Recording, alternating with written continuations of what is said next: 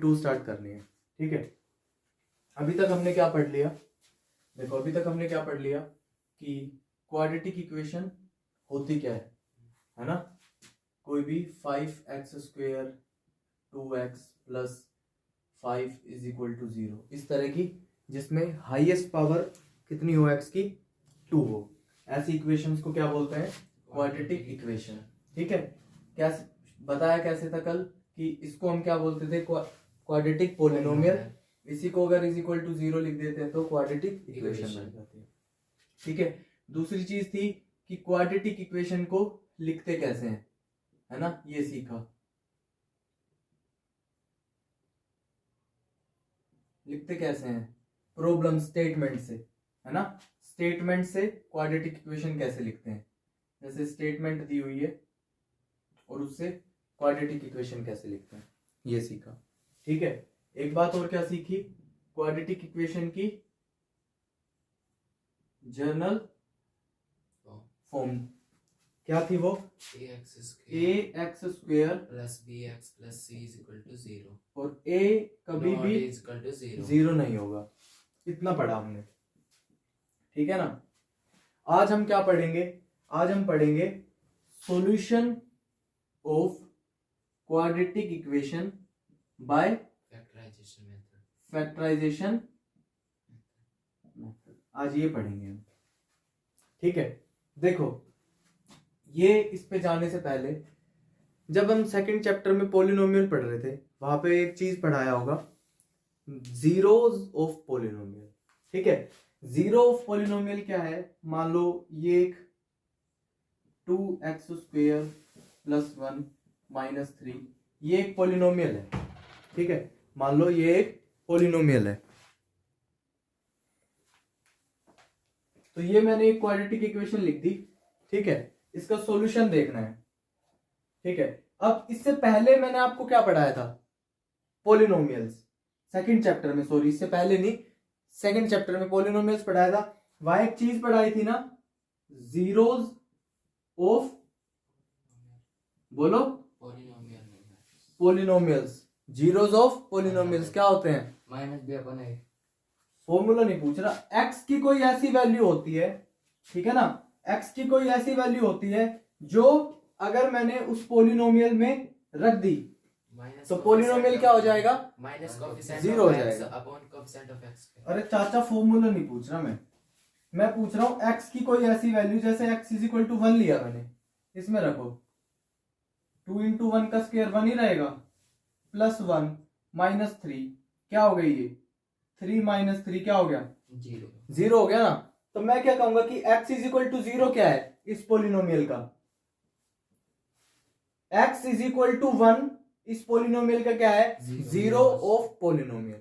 ठीक है ना, इतना पढ़ा है हमने। और एक बात और बताई थी मैंने आपको, क्या बताई थी कि मान लो कोई लीनियर पॉलिनोमियल है इस तरह का, उसके लिए नंबर ऑफ जीरोस कितने होंगे, 1 होगा। क्यों, मैंने बताया था जितनी x की पावर है उतने ही नंबर ऑफ जीरोस होंगे। तो लीनियर पॉलिनोमियल के लिए कितने होंगे, लीनियर पॉलिनोमियल के लिए नंबर ऑफ जीरो कितने होंगे, यहां पे क्या लिख रहा हूं, नंबर ऑफ जीरोस। ठीक है, क्वाड्रेटिक पॉलिनोमियल के लिए कितने होंगे, 2 होंगे, क्यूबिक के लिए 3 होंगे। अब बता कैसे रहे हो, मैंने वहां पे बताया था जितनी x की पावर है उतने ही मैक्सिमम नंबर ऑफ जीरोस हो सकते हैं। फिर मैंने क्या बताया आपको, ग्राफ से भी बताया था कि अगर लीनियर पॉलिनोमियल है तो उसका ग्राफ हमेशा स्ट्रेट लाइन आएगा, चाहे वो ऐसी आए चाहे वो कैसी भी आए, और वो एक्स एक्सिस को सिर्फ कितनी बार कट करेगी, एक बार। इसलिए भी लीनियर पॉलिनोमियल के नंबर ऑफ जीरो कितने होंगे, 1। फिर मैंने क्या बताया था, क्वाड्रेटिक पॉलिनोमियल का ग्राफ x को ज्यादा से ज्यादा कितनी बार कट करेगा, 2 बार। तो इसलिए उसके नंबर ऑफ जीरो ज्यादा से ज्यादा कितने होंगे, 2। ये बताया था। क्यूबिक का कितनी बार कट कर रहा था, इस तरह का था ना, 1 2 3 बार। तो क्या बताया था, क्यूबिक के लिए नंबर ऑफ जीरोस कितने होंगे, 3। ठीक है ना। तो वैसे जीरो ऑफ पॉलिनोमियल होता क्या है, एक x की ऐसी वैल्यू होती है जिसको उस पॉलिनोमियल में रखते ही वो पॉलिनोमियल का एक्सप्रेशन क्या बन जाता है, 0 बन जाता है। ठीक है, तो देखो एक्स स्क्वेयर प्लस 1 माइनस 3, ये एक पोलिनोमियल है। इसमें मैंने क्या रखा, is equal to p of x, ये कोई पोलिनोमियल है, ठीक है ना। इसमें मैंने x इज इक्वल टू 1 रखा, तो ये पोलिनोमियल क्या हो गया, x इज इक्वल टू 1 पे 0 हो गया। तो मैंने क्या कहा, x इज इक्वल टू 1 क्या है, 0 ऑफ पोलिनोमियल। इतना समझ में आया बच्चों। अब देखो, अगर ये पोलिनोमियल को इज इक्वल टू 0 लिख देते हैं तो क्या बन जाता है, ये इक्वेशन बन जाती है, ठीक है ना। ऐसे बोल रहे हैं जैसे नशे में धुत पड़े हो, क्वाड्रेटिक इक्वेशन बन जाती है। इतनी बात समझ में आ गई, ओके।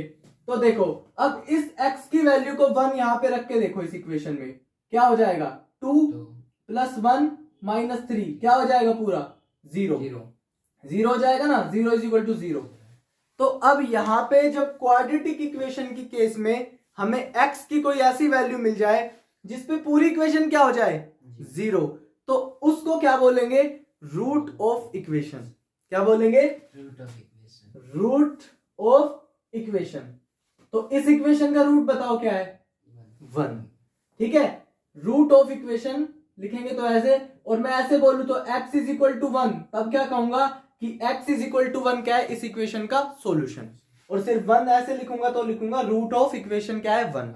इतनी बात समझ में आई कि रूट ऑफ इक्वेशन क्या होता है और सॉल्यूशन ऑफ इक्वेशन क्या होता है, एक ही बात है। अगर इस तरह से लिखते हैं तो बोलते हैं सॉल्यूशन ऑफ इक्वेशन, और ऐसे बस ऐसे लिखते हैं 1 तो कहेंगे रूट ऑफ इक्वेशन, ठीक है ना।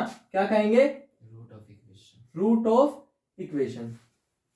इतना समझ में आया, ओके। इतना नोट करो एक बार। देखो, एक चीज और बता देता हूं। मान लो हमारे पास कोई क्वाड्रेटिक इक्वेशन है, एक जनरल फॉर्म में कैसी होती है, ax square plus bx plus c is equal to 0 is equal to 0, और a b c क्या होते हैं, कांस्टेंट होते हैं, ठीक है ना। यहां पे कभी भी a जो है वो 0 नहीं होता। इतनी बात समझ में आई। अब मैंने मान लिया, क्या मान लिया, कि अल्फा इस इक्वेशन का क्या है, एक रूट है, ठीक है। मैंने मान लिया अल्फा इस इक्वेशन का एक रूट है, ठीक है। वैसे तो कितने रूट आएंगे इस इक्वेशन के, बताओ, क्वाड्रेटिक इक्वेशन के कितने रूट आएंगे, 2 रूट आएंगे इस इक्वेशन के। तो मैं यहां पे लिखता हूं root of about quadratic equation कितने आएंगे, 2 अल्फा और बीटा, ठीक है। अब देखो इसको लिखते कैसे हैं, roots of equation, roots of equation, यहां पे क्वाड्रेटिक इक्वेशन लिखना, रूट्स ऑफ क्वाड्रेटिक इक्वेशन लिख लेना पूरा, शॉर्ट ट्रिक मत दिखाना यहां पे। अब देखो, minus b plus minus under root b square minus 4ac upon 2a, ये क्या है, roots of equation, quadratic equation. अब अगर अल्फा लिखना है तो अल्फा की वैल्यू बताओ, minus b plus b square minus 4ac under root upon 2a।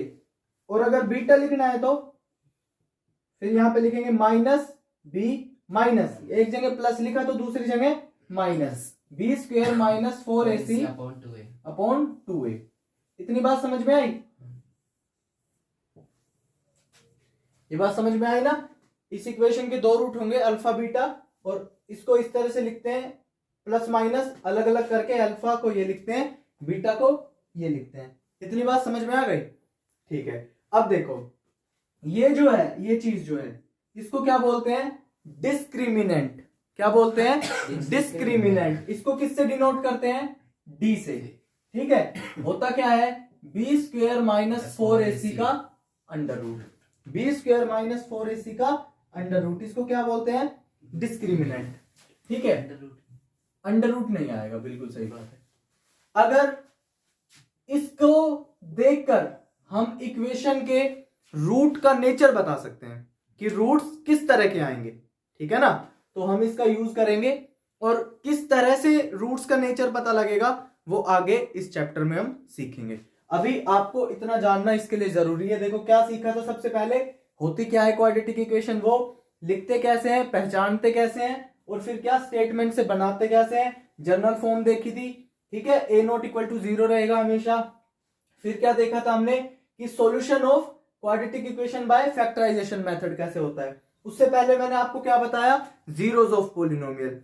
Zeros of polynomial क्या है, x की एक ऐसी वैल्यू जिसपे वो पूरा पोलिनोमियल क्या हो जाए, जीरो हो जाए।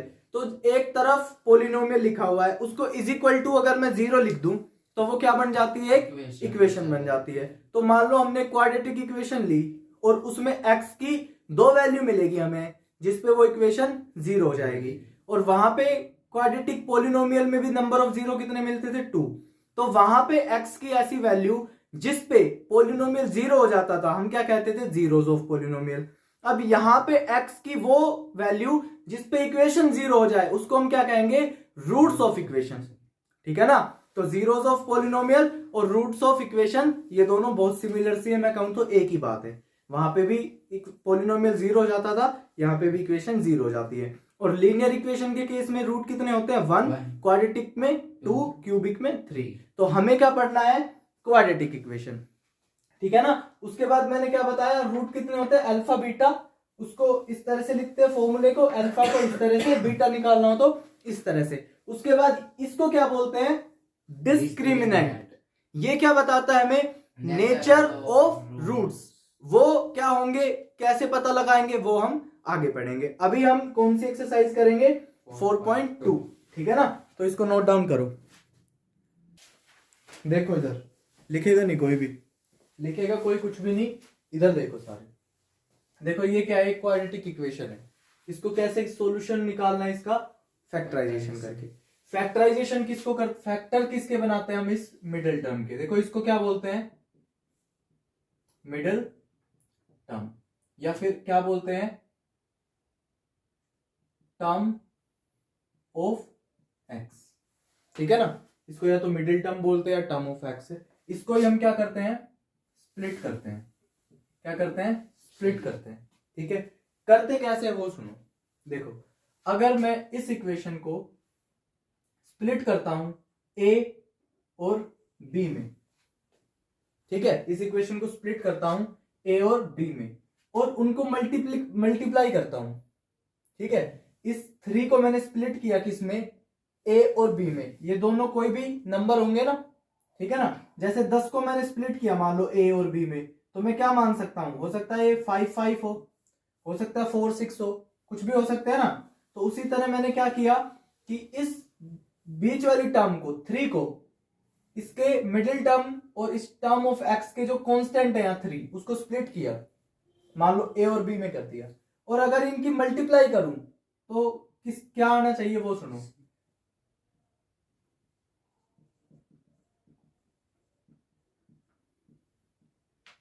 Coefficient of x square into में कांस्टेंट टर्म, ये बात इंपॉर्टेंट है। इस तरह से स्प्लिट करना है कि अगर स्प्लिट किए गए नंबर्स को आपस में मल्टीप्लाई करें तो क्या आना चाहिए, कोफिशिएंट ऑफ एक्स स्क्वायर की मल्टीप्लाई कांस्टेंट से करें वो टर्म आनी चाहिए, ठीक है, इतना समझ गए। अगर इनको प्लस या माइनस करें तो क्या आना चाहिए, ये खुद आना चाहिए। इसको क्या बोलते हैं, coefficient of x, coefficient of x, ये आना चाहिए। इतनी बात समझ में आई, ये इंपॉर्टेंट बात है, ध्यान रखनी है। अब देखो, अब हम इसको स्प्लिट कैसे करेंगे वो सुनो। स्प्लिट करने का तरीका देखो, स्प्लिट कैसे करेंगे। फर्स्ट स्टेप देखो, फर्स्ट स्टेप सुनो।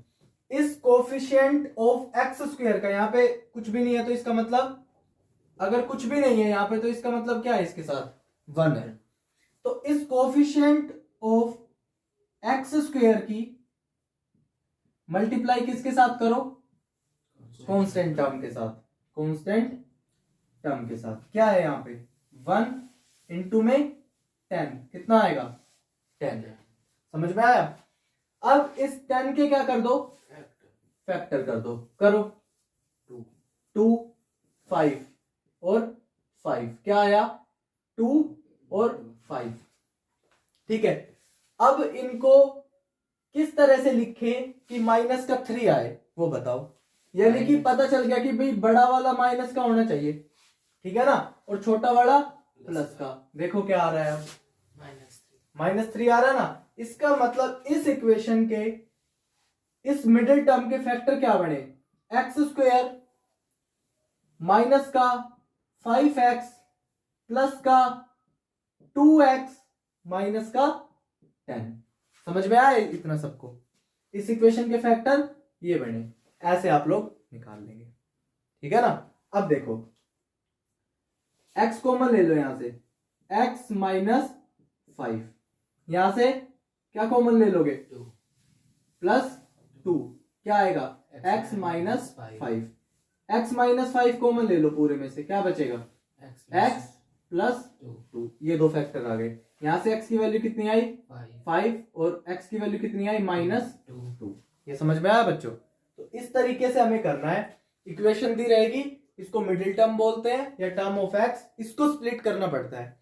करने का मेथड क्या है कि अगर मैं इसको देखो 2 और 5 में स्प्लिट किया, इसको 2 प्लस का और -5 में स्प्लिट किया, तो क्या आया, coefficient of x² into constant term 1 into 10 आया ना। और इसको प्लस माइनस किया, यानी कि माइनस का 5 और प्लस का 2, तो क्या आया, कोफिशिएंट ऑफ x आया ना माइनस का। वहां पे माइनस लगा हुआ है, कहां पे, माइनस का 10 यहां पे माइनस का 10, ठीक है। इतनी बात समझ में आई?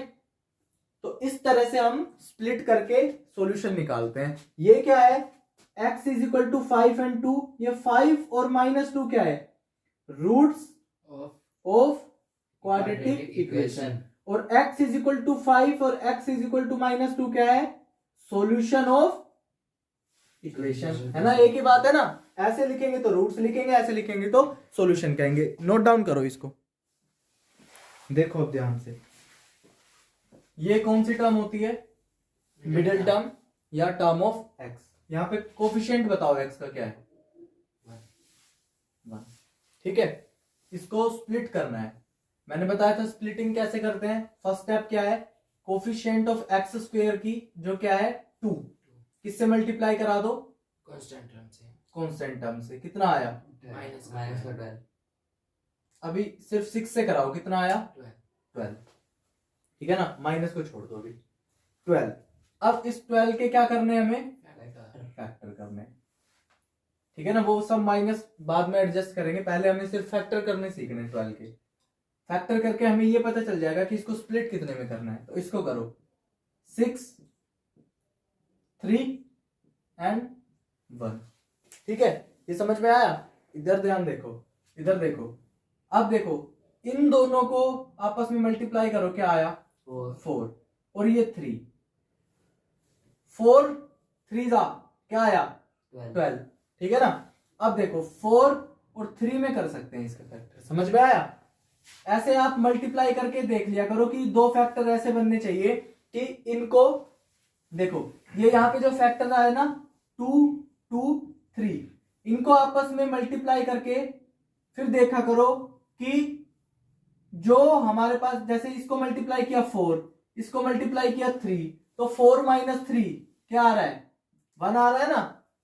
तो इस तरीके से चेक करना है, समझ गए इतना? ठीक है। तो क्या बनेंगे फैक्टर इसके 4 और 3, तो बढ़ाओ, इसको हटा दो। अब 2x² लिखो प्लस का 4x minus 3x minus is equal to 0। यहां से क्या कॉमन ले लिया 2x, क्या बचा x प्लस 2, x प्लस 2।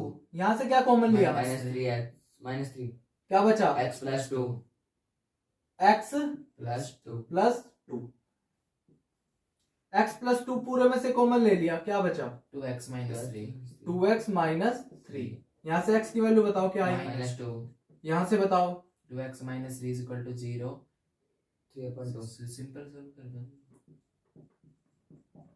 ये बहुत टफ है, 3/2, सिंपल क्यों कह रहा है 3/2, 3/2 ये वैल्यूज आई तो, ठीक है ना। फटाफट बोल दिया करो, इतने में घबराया मत करो, लिख रखा है ठीक है ना। 3/2 लिख रखा नहीं, वो दिमाग में बोलो होना चाहिए 3/2।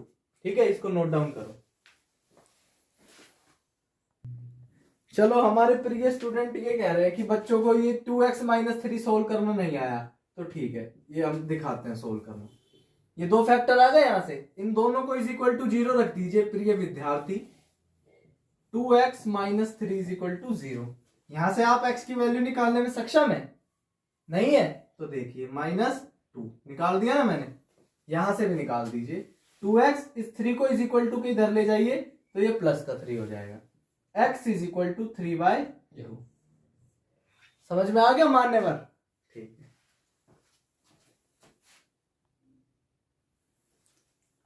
अब इसको सोल्व करना है।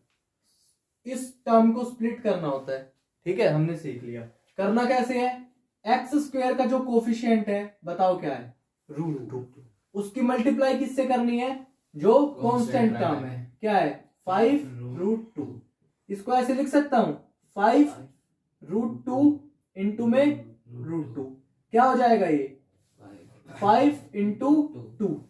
पता है ना, 2 को ऐसे लिख सकते हैं ना, 2 इज इक्वल टू √2 इंटू √2। ये सबको पता है ना? ठीक है, तो क्या आ गया हमारे पास? 10। अब 10 का क्या करना है? फैक्टर करो, 2 और 5 है ना, यही आएगा ना, 2 और 5। अब इस 2 और 5 को देखो, 5 + 2 कितना होता है? 7। यानी कि फैक्टर कैसे होंगे?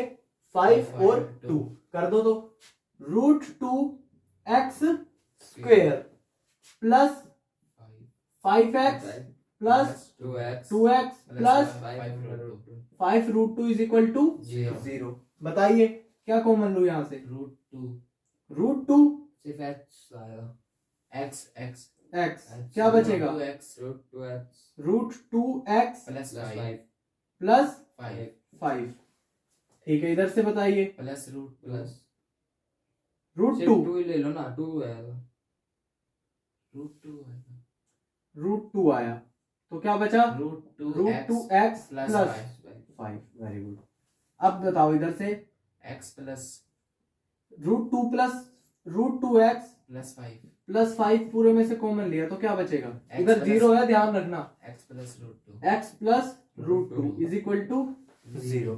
अब ये दो फैक्टर आए, इन दोनों को 0 के इक्वल रख दो। √2x plus 5 is equal to and x plus √2 is equal to, यहां से x की वैल्यू बताओ क्या आएगी? √2x is equal to minus का 5, x इज इक्वल टू -5/√2। इधर से बताइए, x की वैल्यू -√2। समझ में आया सभी को? इसको नोट डाउन कर लो। देखो ये इक्वेशन है, पहले क्या करेंगे, इसमें से एलसीएम ले लो। पहले इसको थोड़ा सोल्व करेंगे। एलसीएम ले लिया, 8 था क्या? यहाँ पे बताओ कितना आएगा? 16x square. यहाँ पे बताओ 8x, यहाँ पे 1 1 है, ध्यान रखना, ठीक है ना? यहाँ पे बताओ प्लस 1 इज इक्वल टू 0। ये 8 उधर जाके 0 हो गया, तो ये इक्वेशन आई। अब देखो स्प्लिट किसको करना है? -8x को, ठीक है ना? करना कैसे होता है मैंने बता रखा है, constant coefficient of x square into में कांस्टेंट टर्म कितना आया? 16 के फैक्टर करो, 2 8 जा 16, 2 4 जा 8, 2 2 जा 4 2। अब देखो इस 2 की मल्टीप्लाई इस 2 से करो, इस 2 की मल्टीप्लाई इस 2 से करो, क्या आया? 4 और 4। तो इसका मतलब फैक्टर क्या होंगे? 4 और 4। आपको मल्टीप्लाई करके देखना पड़ेगा, यहाँ थोड़ा सा कॉमन सेंस लगाना पड़ेगा। मल्टीप्लाई करके फिर देखना पड़ेगा। देखो इसकी मल्टीप्लाई की यहाँ पे 4, इसकी मल्टीप्लाई की यहाँ पे 4।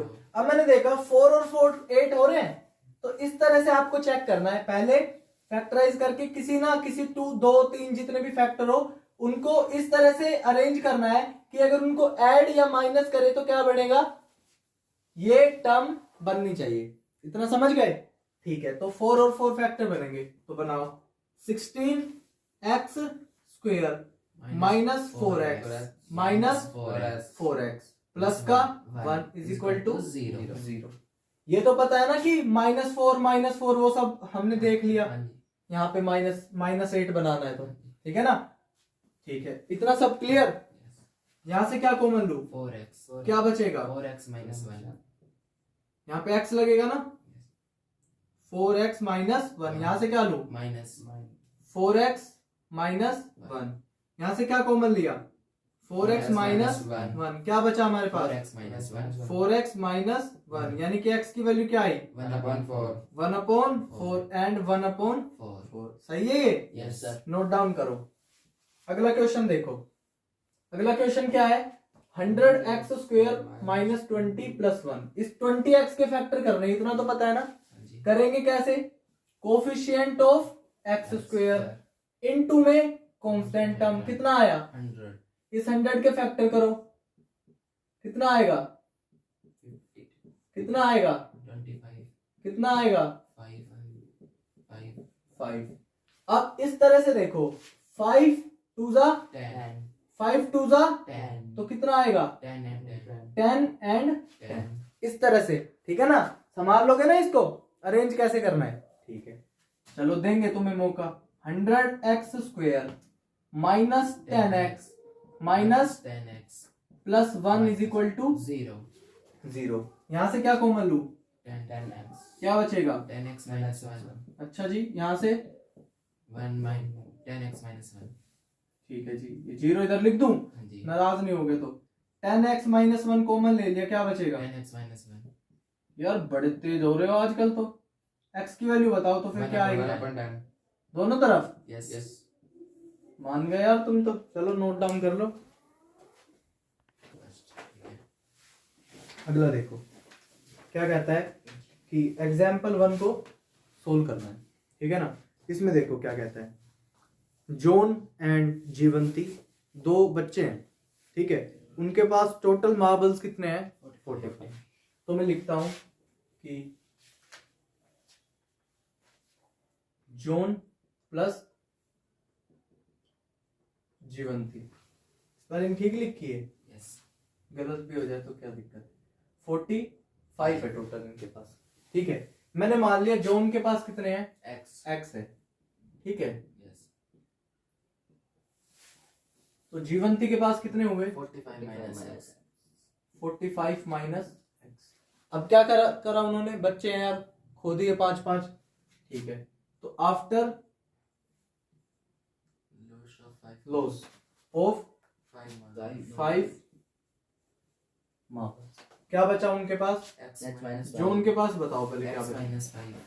x minus 5। जीवंती के पास बताओ? 40 minus x 45 माइनस x में से भी 5 गुम कर दिए तो 40 माइनस, लिखा तो ऐसे जाएगा, पता है ना। 45 minus x minus 5, 40 minus x। समझदार हो इतने तो तुम।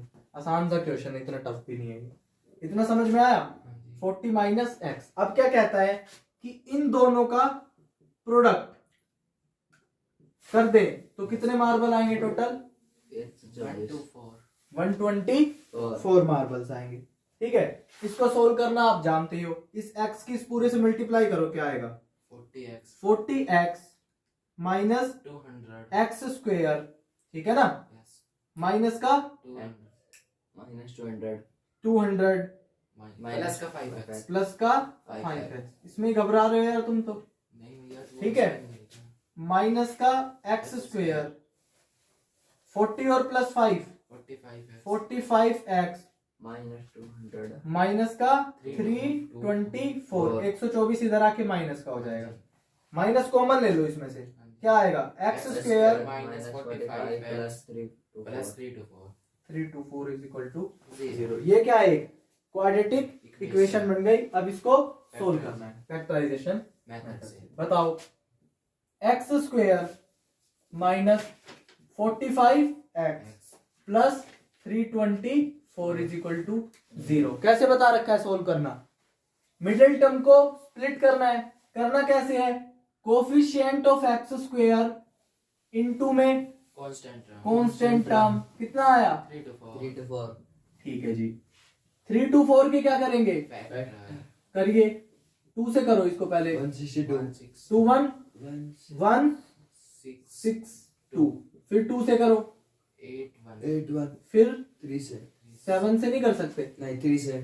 ठीक है 3 से कर लेंगे यार, नाराज क्यों हो रहे हो? 3 से कर लिया, कितना आएगा? 3 to the 6, 3 7 जा 27। अब बताइए। 3 से 9, 3 से 3 से 3, 3, फिर 3 से 1। अब देखो, अब हमें इन फैक्टर्स को मल्टीप्लाई करके एक दूसरे से और फिर इस तरह से अरेंज करना है कि हमारे पास क्या बने? 45। आधों को मल्टीप्लाई करना है, आधों को मल्टीप्लाई करना है और फिर उनको क्या करना है? ऐड वगैरह करके देखना है। देखो 2 2 जा 4 और ये कितना हो गया? 9 और ये कितना हो गया? 9। अब मैं करता हूं 9 4 जा 36 प्लस 9 कितना बनेगा? 45। संभाल लोगे ना इनको? कॉमन सेंस का काम है, सिर्फ देख के अरेंज करना है। 45 आ गया तो इसका मतलब हमारे पास फैक्टर क्या बनेंगे? 36 और 9। चलो करो, इसको हटा दो अब यहां से। एक्स स्क्वेयर माइनस का 36 माइनस का 9x प्लस का 3 to 4 इज इक्वल टू 0। क्या कॉमन ले लूं यहाँ से? x क्या बचेगा? x minus 36। यहाँ से क्या कॉमन ले लूं? -9। क्या बचेगा? x minus 36। ठीक है, यहाँ से क्या कॉमन ले लूं? x minus 9 और 36 इज इक्वल टू 0। यहाँ से x की वैल्यू क्या आएगी? 36 और 9। इन दोनों को 0 के इक्वल पुट करना है। फिर जीवेश भैया क्या आएगा करके दिखा दो, मान लो किसी बच्चे को नहीं आए तो x minus 9 is equal to 0। यहाँ से x की वैल्यू 36, यहाँ से x की वैल्यू 9। नोट करो इसको।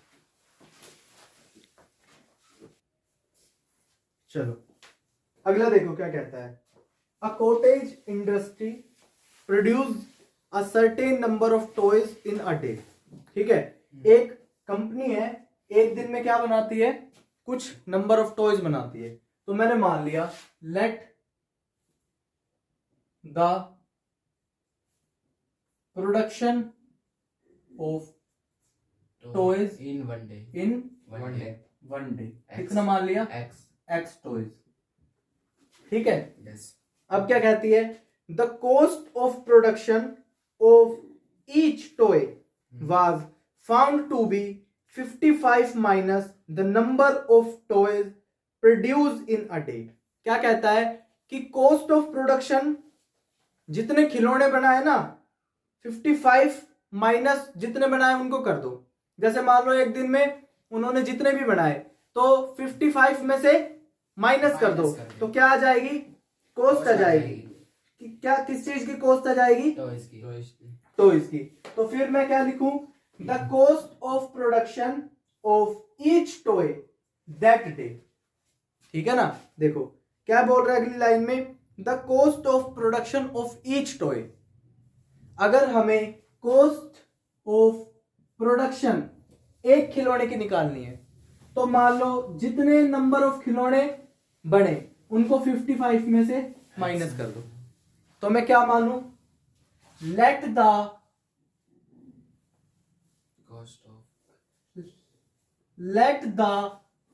Cost of production of each toy in one day. Cost of production of each toy, एक टॉय को बनाने में कितना कॉस्ट आया? तो क्या बता रखी है उसने कि भाई 55 में से x माइनस कर दो, आपको मिल जाएगा। ठीक है, अब देखो आगे 55 माइनस x। अगर देखो मान लो एक खिलौना 5 रुपए का है तो 10 खिलौने कितने के हो गए? 50 के। तो अगर हमें टोटल कॉस्ट निकालनी है, total cost of production in one day, तो जितने खिलौने बनाए उनको एक की कॉस्ट से क्या कर दो? मल्टीप्लाई कर दो। यार ये बच्चों वाले काम मेरे से मत कराया करो तुम। ठीक है ना, जितने खिलौने एक दिन में बनाए उतना एक खिलौना जितने का है उससे मल्टीप्लाई कर दो जितने खिलौने बनाए हैं। क्या आ गई? टोटल कॉस्ट आ गई, है ना? यस। एक दिन की। यस। और कितनी बताई है उसने? 750। इतना समझ आया बच्चों? इसको सोल्व करना आप जानते हो, सोल्व करो। 55x 55 5x minus x square minus x square minus 750 is equal to 0 0। इसको सोल्व करके लिखो क्या आएगी। X square minus 55x plus 750। Minus हमने कॉमन लेके उधर भेज दिया या माइनस कॉमन लेके। हाँ जी इतना समझ आ गया। यस सर अब देखो ये क्या है, एक क्वाड्रेटिक इक्वेशन है, स्प्लिट करना है मिडिल टर्म को, हाँ जी बता रखा है कैसे करना है। क्या करोगे, coefficient of x square 1 yes into constant 750 आएगा। यस सर आया, यस इसके फैक्टर करो, 2 2 से करो, 2 3 जा 6 6, 2 7 जा 14 एंड 2 5 जा 10। अब किससे करेंगे, क्या कह रहे हो, गलत कर दिया। 3 से 2 3 जा 6, 2 7 जा 14, 2 5 जा 10। सही तो किया यार। उसके बाद किससे करें, 3 से 3 से कर दो, 3 1 जा 3, 3 2 जा 6, 3 5 जा 15 15। अब 5 से कर दो 5 से 5 2 जा 10 एंड 5 5 जा 25। अब फिर से 5 से क्या आएगा, Five. 5, फिर से 5 से 5 से। अब देखो फिर से हमें अरेंज करके देखना है कितना बनना चाहिए। 55 पहले लिख लेते हैं कितना बनाना है, 55। देखो 2 3 जा 6, 6 5 जा 30 और 5 5 जा 25 बन गया ये तो यस 25। इसका मतलब फैक्टर क्या बनेंगे, 30 और 25 बना दो। एक्स स्क्वायर माइनस का 30x माइनस का 25x plus 750 is equal to 0। यहाँ से क्या कॉमन ले लोगे, x माइनस 30 30, इधर से minus 25 x minus 30 is equal to 0 x minus 30 common ले लो, क्या बचेगा, x माइनस 25 x की वैल्यू बताओ, 30 30 एंड 25 इन दोनों फैक्टर को 0 के इक्वल पुट करके x की वैल्यू निकाल लेंगे। नोट करो इसको, समझ आया। यस सर अब मेरे को एक बात बताओ आप, हाँ जी यहाँ तो x की वैल्यू 2 आई है, हाँ जी तो the production of toys in x days क्या कह रहे हैं, कभी तो 30 बन रहे हैं, कभी 25 बन रहे हैं, ये क्या चक्कर है। तो तो फिर- प्रोडक्शन कम ज्यादा तो हो ही सकती है। कम ज्यादा हो गई मान लो, ठीक है। हाँ जी तो फिर cost of production in 1 day of each toy, हाँ तो एक खिलौने की भी तो कॉस्ट फिर अलग अलग होगी ना, हाँ जी ध्यान रखना। तो एक टाइम पे हम एक वैल्यू लेके सोल्व करेंगे। देखो जैसे मैंने माना कि हमने क्या 30 खिलौने बनाए एक यदि दिन में। 30 किलो ने बनाए तो 30 की वैल्यू कॉस्ट ठीक है। दिखानी है, यदि 20 से बनाए तो 20। हाँ, तो अब 55 माइनस 30 कितना बचा, 25। 30 खिलौने एक दिन में बनाए हाँ जी तो कितना बचा, 25 तो इसका मतलब एक खिलौने की कॉस्ट कितनी आई, 25 25। और टोटल कितनी आएगी, 25 इंटू 30 कितना बनेगा, 750। सही किया मैंने, यस सर बिल्कुल सही है, सही है ना। तो इसको नोट डाउन करो, समझ गए ना ये क्वेश्चन। यस सर अगला क्वेश्चन पढ़ो, क्या दे रखा है, third. Find two numbers whose sum is 27 and product is 182। देखो दो नंबर है, तो मैंने दो नंबर्स को क्या मान लिया, एक x है और एक y है। इनका सम बताओ कितना दे रखा है, 27 और इनका प्रोडक्ट प्रोडक्ट दे रखा है 182। 182। इसको इक्वेशन नंबर 1 माना, इसको 2 माना। यहां से मैंने x की वैल्यू निकाल, y की वैल्यू निकाल ली। क्या आई y की वैल्यू, 27 माइनस x। इसको मैंने क्या माना, इक्वेशन नंबर 3। ये y की वैल्यू मैंने किस में पुट करी, put value of y in second करो, क्या आएगा यहाँ पे, x 27 माइनस y की वैल्यू पुट कर दो 27 माइनस x, ठीक है, इज इक्वल टू 1। इसको सोल्व करो, 27x minus x square हाँ जी। minus 182 अब माइनस कॉमन ले लो, x square x minus 27x plus 182 is equal to 0। अब क्या बन गई ये, और इस टर्म को स्प्लिट करना है, सॉल्यूशन निकालना है। अब देखो क्या से बता रखा है, कोफिशिएंट ऑफ एक्स स्क्वायर क्या है 1, कांस्टेंट कितना है, 182 दोनों की मल्टीप्लाई कराएंगे तो कितना आएगा 182। फैक्टर करो इसके, 2 2 9 जा 91 18 1 7 से 7 से 13 13 ठीक है। अब बताओ 14 and 13 7 2 जा 14 प्लस करना 13 कितना आता है 27 सही है। इसका मतलब 14 और 13 फैक्टर होंगे ठीक है ना। लिखो x square minus 14x minus 13x plus 182 182 is equal to 0। X common ले लो बेटा, यहाँ से क्या बचेगा x माइनस 14, यहाँ से माइनस 13 कॉमन ले लो, x minus 14 is equal to 0। x minus 14 common ले लो पूरे में से, x minus 13 is equal to 0। x minus 14 is equal to 0 and x minus 13 is equal to 0। x की वैल्यू बताओ क्या आएगी 14 and 13 14 एंड 13 नोट करो, नोट डाउन करो इसको। चलो अगला क्वेश्चन पढ़ो क्या है।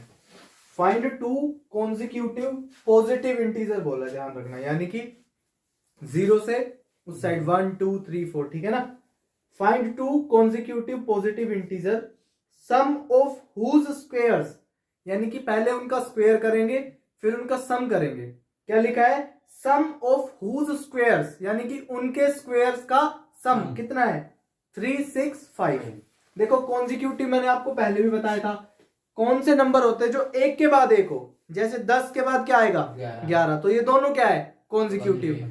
13 के बाद 14 ये भी कॉन्जिक्यूटिव। तो एक नंबर जैसे 4 है उसके अगला क्या आएगा 5। तो इसको कैसे लिख सकता हूँ 4 plus 5 तो एक माना x तो उसके अगला क्या आएगा, इसका मतलब x प्लस 1। इस तरह हम लेट करते हैं। तो दो कॉन्जिक्यूटिव नंबर हमने लेट कर लिए, क्या मान लिए first be the first number क्या माना x और सेकंड क्या माना x प्लस 1 ठीक है ना। तो यहां लिख देना बिकॉज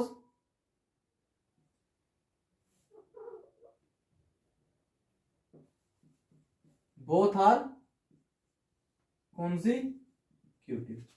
इतना समझ गए। अब क्या कहता है कि पहले इनका स्क्वायर कर दो, दोनों का कर दिया, हंस क्यों रहा है जी बेस, फिर इनको ऐड कर दो, सम कर दो, कितना आना चाहिए 3 6 5। इसको सॉल्व करके बताओ मुझे। x square plus x square plus 1 plus 2x plus 1 सही किया है। 3 6 5 को इधर ले आओ इज इक्वल टू 0। बताओ 2x square plus 2x minus का 4 इज इक्वल टू 0। इतना समझ आया। अब देखो 3 6 ये कौन सी है क्वाड्रेटिक इक्वेशन, हमें क्या करना है इसको फैक्टराइजेशन से सोल्व करना है। तो मिडिल टर्म को स्प्लिट करते हैं, डिवाइड बाय 2 कर देंगे। अच्छा ठीक है लो डिवाइड बाय 2 कर दिए। X square plus x minus का 162 सही किया है इज इक्वल टू 182 आएगा 182 यस ओके सर 182 ठीक है Yes, sir. 182 is equal to 0। इसको इक्वेशन नंबर 1 मान लिया। इतना समझ आया ठीक है। अब हमारे पास ये क्वाड्रेटिक इक्वेशन है, इसको क्या करना है सोल्व करना है, किससे फैक्टराइजेशन मेथड से ठीक है ना। यस सर ठीक है इस x को स्प्लिट करना होता है मिडिल टर्म को, इसका कोफिशिएंट बताओ पहले कितना है और इसका भी 1 ठीक है। स्प्लिट करने का तरीका क्या है, coefficient of x square into में कांस्टेंट टर्म कितना आया 182। अब 182 की क्या करो फैक्टर 2 से 2 91 7 से 13 फिर 13। अब इस तरह से करना है कि 1 वो तो सीधा ही आ गया, देखो 2 7 जा 14 एंड 13 14 माइनस 30 करोगे 13 करोगे तो 1 आ जाएगा यस सर ठीक है ना। तो फैक्टर पता चल गए तो करो x स्क्वायर प्लस में 14x 14x माइनस में 13x माइनस में 13x minus 182 is equal to 0। x common ले लिया प्लस 14 x प्लस 14 माइनस का 13 कॉमन ले लिया x x plus 14 is equal to 0। x plus 14 common ले लो यहाँ से x minus 13 x minus 13 is equal to 0। x plus 14 is equal to 0, x plus 13 is equal to 0. x क्या आएगा? Minus 14 minus का 14 x क्या आएगा? माइनस का प्लस का 13 प्लस का 13 वेरी माइनस गुड। लगा दो भैया, आपने माइनस नहीं लगाया, माइनस का 13 उधर लगाओ, उधर लगाओ। कहाँ पे? ये जो x minus 13 अच्छा x माइनस 13 जब मैंने बताया था x इज इक्वल टू 13। अब ठीक है, ओके नोट डाउन कर लो इसको। अगला क्वेश्चन पढ़ो क्या कह रहा है। The altitude of a right angle triangle is 7 centimetre less than it's base. If the hypotenuse is 13 centimeter, find the other two sides। देखो एक राइट एंगल ट्रायंगल है, ठीक है, यहाँ पे राइट एंगल है। क्या कह रहा है कि मान लो बेस मान लिया हमने x, तो हाइट कितनी कह रहा है? 7 सेंटीमीटर लेस देन बेस, तो क्या हो जाएगी? x minus 7। हाइपोटेनस कितना दे रखा है? 13। अब आप मेरे को एक बात बताओ, एरिया, हाँ पाइथागोरस थ्योरम बताओ क्या होती है? Hypotenuse square is equal to base square plus perpendicular square. Hypotenuse square is equal to base square plus perpendicular square. Perpendicular को क्या बोलते हैं? हाइट का स्क्वायर, ठीक है ना, एक ही बात है। ये कितना दिया हुआ है? 13। ये कितना दिया हुआ है? x का स्क्वायर, ये x माइनस 7 का और स्क्वायर। सोल्व करो इसको। 169 169 is equal to x square plus में x स्क्वायर प्लस में 49 माइनस का प्लस में 49 माइनस में 14x।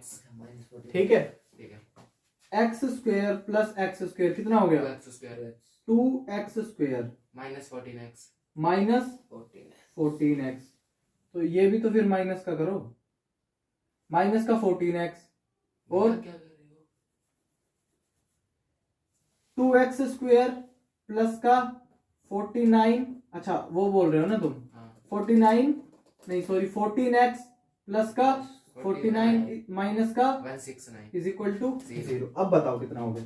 2x 2x square minus 14x minus 120 120 is equal to 0। 0। ये इक्वेशन बन गई। 2 से डिवाइड कर दो, 2 से डिवाइड कर दो, क्या बचेगा? x square x square minus 7x minus 7x minus 60 minus 60 is equal to 0। Quadratic equation है, Yes। सोल्व करने फैक्टराइजेशन Yes। से करो। स्प्लिट इसको करते हैं, कैसे करते हैं? कोएफिशिएंट ऑफ x स्क्वायर 1 है नया, yes sir, coefficient of x square into में कांस्टेंट टर्म कांस्टेंट टर्म कितना आया? 60।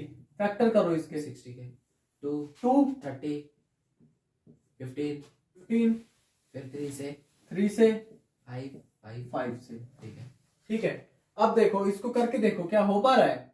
खराब 2 2 3 3 12 12 और 5 हो गए ना? यस करो x स्क्वायर माइनस माइनस का आएगा 12x 12x plus 5x 5x minus 60 is equal to 0। 0। चलो तुषार क्या कॉमन लिया यहाँ से? h x क्या बचा? h minus 12 x minus 12। यहाँ से क्या कॉमन Five। लूं? 5 क्या बचेगा? h minus 12 x माइनस 12 यहाँ से क्या कॉमन लूं Tushar? h plus 5 x plus 5 नहीं, x X माइनस minus 12 12। क्या बचेगा? h minus 5 x की वैल्यू बता, 12 x की वैल्यू बता। माइनस 5 माइनस 5 ये वैल्यूज आई, नोट कर लो इनको। देखो अगला क्वेश्चन पढ़ो। A cottage industry produces a certain number of pottery articles in a day। इसका मीन्स है कि एक कंपनी है बर्तन बनाती है, मिट्टी वाले बर्तन देखे हैं ना, घड़े वगैरह, आजकल दूसरे भी आते हैं बहुत ही नए नए डिजाइन के, तो उस तरह के आर्टिकल्स बनाती है। आर्टिकल्स का मतलब कि जैसे जितने भी नंबर ऑफ मतलब उन्होंने जितने भी बर्तन बनाए मिट्टी के, ठीक है ना, तो उन्होंने क्या कहा कि सर्टेन नंबर ऑफ आर्टिकल्स बनाती है एक दिन में, और ऑब्जर्व किया गया कि एक दिन में on a particular day the cost of production of each article was 3 more than twice the number of articles produced on that day। ठीक है, तो मैंने क्या माना, Let the articles in produce let the articles articles produce in a one day. Produced by company in One day. One day. बताओ कितना? X. X. Let the articles produced by company in one day x. ठीक है, अब मैंने क्या माना, let The cost of of each article each या फिर one one article produced by company in one day. Produced by Company in one day. Company in One day. One day. क्या X क्या बताया उसने? 2x plus 3. ट्वाइस ऑफ जितने article बनाए हाँ. Plus में 3 3। ठीक है ना? Yes. तो देखो, एक आर्टिकल कंपनी एक दिन में बनाए कितने? एक्स। X. ठीक है ना? एक की कॉस्ट कितनी है? इतनी। 2x. तो टोटल कॉस्ट कितनी आएगी एक दिन की? भाई जितने बनाए हैं और जितने कॉस्ट है एक की, उतने से मल्टीप्लाई कर दो। जैसे कि मान लो एक कंपनी एक दिन में 10 बर्तन बनाती है और एक बर्तन कितने का है? 5 रुपए का। तो 10 कितने हो गए? 50 रुपए. 50 के, क्योंकि हमने क्या किया, एक बर्तन की कॉस्ट को जितने बर्तन बनाए उनसे मल्टीप्लाई कर दिया। समझ आए? Yes. तो फिर अब क्या करेंगे, total cost of articles made by company in One One day. day. One Day. Day कितना हो जाएगा? X into, 20. 2x plus 3. अब कॉस्ट बताओ कितनी बता रखी है उसने Cost टोटल? बता रखी 90.